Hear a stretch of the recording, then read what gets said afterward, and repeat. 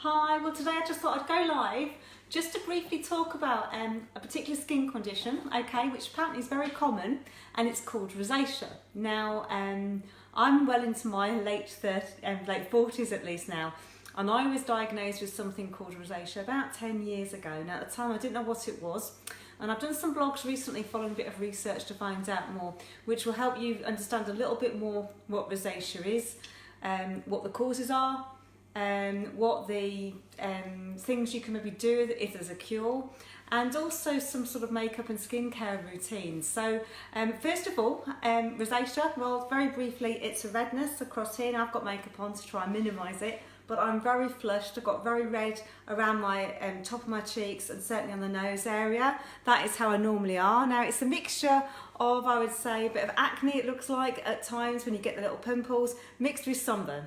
So it's not a great look, and obviously there's lots of things we try and do to reduce it. So it's quite common apparently in women over sort of between 30 and 50. So you may well know somebody who actually suffers from rosacea. Now, looking at the fruit and veg, there's lots of things that can exacerbate it, and what you eat and drink obviously can have an effect as well. So I just wonder what you think, whether you think watermelons, tomatoes, broccoli, red wine, are these good or bad for rosacea? Well, if you go onto the blog, you'll be able to find out a little bit more about what you eat and drink and how that can affect you. But one thing I also do is focus quite a bit on my skincare routine. So I've got some fantastic products here as part of the Avon range that I sell, and that I just thought I'd just show you a little bit. When you've got rosacea, you've got very sensitive skin, and it actually often, not always, but can be quite dry, quite the reverse of maybe if you had greasy skin as a teenager, say with acne. And one of the things therefore to try and do is to make sure you use the right sort of cleansers. So this is one particular cleanser I use. It's a cream cleanser. You can leave it on for longer as a mask, but really the idea of this is you'll just gently put it onto your skin and wash it off with lukewarm water. Try not to use cloths and cotton wool and things, because the more you rub in your skin, the worse it's going to be. Obviously once you've let that dry, you've cleansed your face, if you do use any medicated cream for your rosacea, then that would go on next. Let that dry, after which you'd look for moisturiser. Now I will be doing some mini tutorials on some of these products, but this is a great little moisturiser. It includes a protection for the sun of factor 35. Now that's really important because one of the big triggers to affect rosacea is sun. So even if you use a high fat, your skin often doesn't like it, even if it's just hot, which you've had a lot of recently, obviously with the sun in August. But this one is particularly good because it's very gentle, but it's also designed to really help even out your texture and tone. And there's also a serum that does the same thing as well. Again, it's really trying to help even out the discolouring of your skin on your face. So using products on your face is really important to see what agrees with you. Now, once you've cleansed and you've moisturised, the next thing you're going to probably want to do if you've got rosacea like me is to certainly try and cover some of this redness.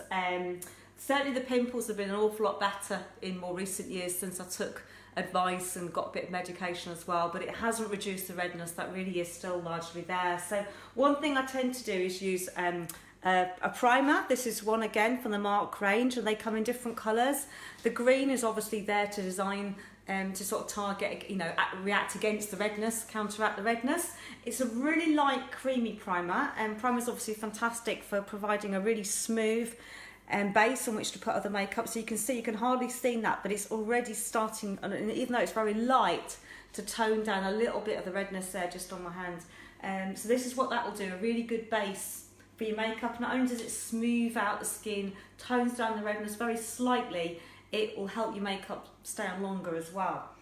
Because that isn't a very strong green at all, for the worst areas, certainly around my nose and across here, I will tend to use a little Magic's crayon, again from Avon, and you can see how smooth that is. It's really smooth and creamy, and you can just blend that in and it will really make a difference on those redder areas of your skin. So these are fantastic. They actually come in different colours for other types of conditions people might have. If their skin's quite dull, can brighten up a bit, but certainly for me it's to take away that redness. Now once I've got the base on there and I've got the green colour correct, you can use a bit normal sort of more cream based concealer if you want, but certainly when it comes to foundation, it's often recommended a more mineral based foundation is used for people with very sensitive skin like rosacea.